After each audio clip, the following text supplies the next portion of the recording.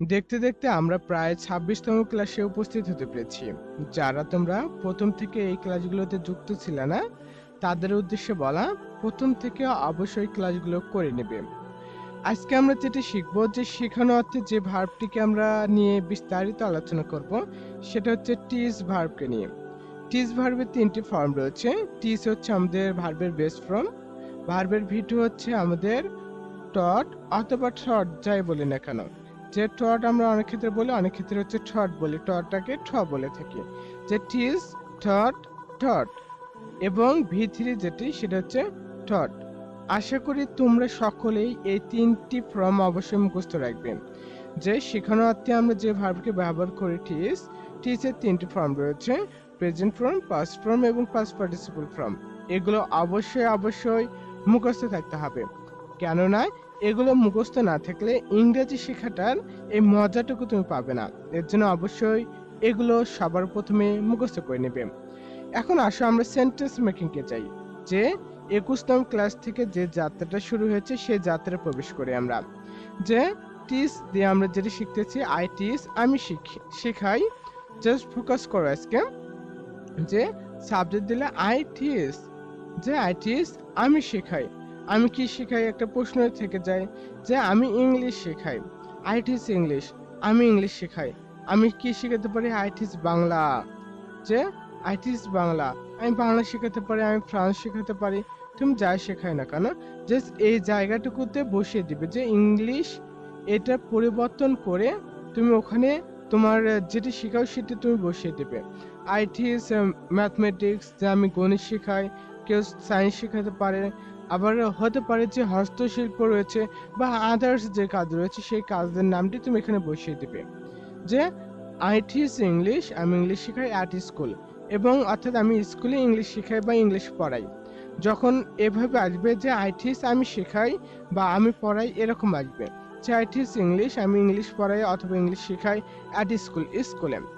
এখন দেখো, আমরা যেভাবে শিখতেছি বা তোমাদেরকে যেভাবে শেখাতেছি, সেটা হচ্ছে এখানে যে সাবজেক্ট সেন্টেন্সটা থাকবে, সেটা এইভাবে রাখবে। সেন্টেন্সের কোনো তোমাকে পরিবর্তন করতে আমি বলিনি।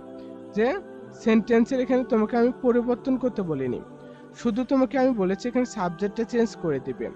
আই এর জায়গায় সবার প্রথমে তোমাকে দিতে বলেছে ইউ। যে I teach English at school, আমি স্কুলে ইংলিশ পড়াই। You teach school, sorry, you teach English at school, যে তুমি স্কুলে ইংরেজি পড়াও। সেম কথা, জাস্ট এখানে কি করবে তুমি, এখানে হচ্ছে এই সাবজেক্টটুকু চেঞ্জ করে দিবে। আয়ের জায়গায় এখন তুমি দিবে হচ্ছে দে, দে টিচ ইংলিশ অ্যাট স্কুল, যে তারা স্কুলে ইংরেজি পড়ায়, যে তারা স্কুলে ইংরেজি পড়ায়। জাস্ট এই কাজটুকু হচ্ছে তোমার করা, যে সাবজেক্টটার পরিবর্তন করে দেওয়া। এরপর লক্ষ্য করো যে আই টিচ ইংলিশ, এখানে দেখো এখানে যে সাবজেক্টটি দিবে সেটা হচ্ছে উই। আর উই দিয়ে বাসায় প্র্যাকটিস করবো অবশ্যই, যেগুলো দিলাম এই অংশটুকু অবশ্যই অবশ্যই বাসায় প্র্যাকটিস করবে। শুধু এইটুকু নেই, এরপর আমরা পাস্ট টেন্সে যাচ্ছি। লক্ষ্য করো যে যেটা করতে হবে এখন আমাদের, জাস্ট ওয়েট করো। হ্যাঁ, যে টট, যে I taught the student yesterday, যে আমি গতকাল শিক্ষার্থীদের পড়িয়েছিলাম। আমি তোমাদেরকে এর আগেই বলেছিলাম যে প্রেজেন্ট টেন্সে হবে বর্তমান কাল, পাস্ট টেন্সে হবে অতীতকাল, আর যেটা পাস্ট পার্টিসিপল ফর্ম বসে, ভি3 বসে, সেটা হচ্ছে আমাদের প্রেজেন্ট পারফেক্টে বসতে পারে, পাস্ট পারফেক্টে বসতে পারে, ফিউচার পারফেক্টেও বসতে পারে।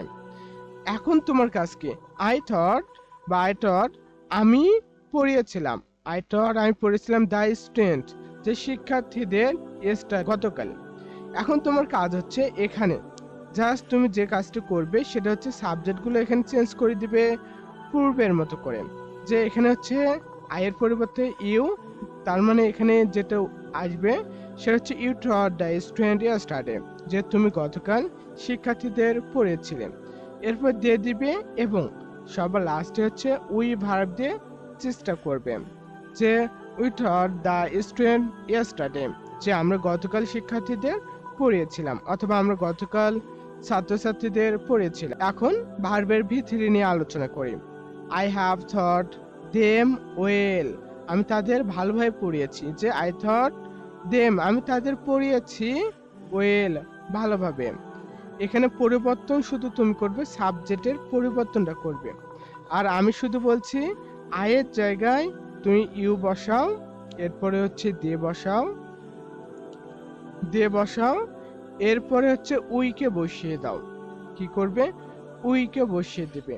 এর মাধ্যমে দেখা যাবে ইংরেজি শেখাটা ভীষণভাবে অনুপ্রেরণা যোগাবে, আত্মবিশ্বাসী করে তুলবে এই তোমাকে।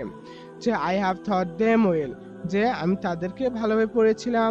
You have thought them well, যে তুমি তাদের ভালোভাবে পড়েছিলে। They have thought them well, যে তারা তাদের ভালোভাবে পড়িয়েছিল। We have them we have thought them well, যে আমরা ভালোভাবে তাদের পড়িয়েছিলাম। জাস্ট তোমার কাজ হচ্ছে এগুলো কি করে ফেলা, বাসায় নোট করে আমাকে ডেসক্রিপশন বক্স থেকে আমার ফেসবুক আইডির লিঙ্ক নিয়ে ইনবক্সে পাঠিয়ে দেওয়া। যে তুমি প্র্যাকটিস করতেছো সেটা অবশ্যই আমাকে জানাবে। ভালো থাকো, সুস্থ থাকো, নোভেলটের সাথে থাকো।